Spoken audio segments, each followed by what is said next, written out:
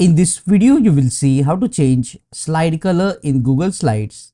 There are several ways to change slide color in Google Slides. First, you can go to the slides option here and you will see the option of change background.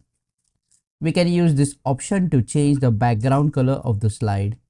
This option you can also access from here, background option, or you can right click inside the slide and then click on the change background option to see this window.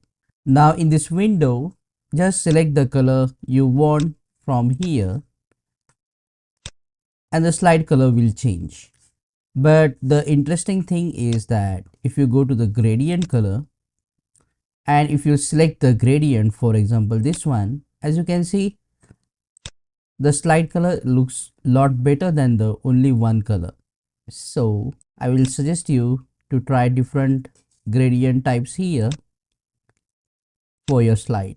And if you want to remove this color, just go back to the option and instead of any color, just select the option white color or transparent here.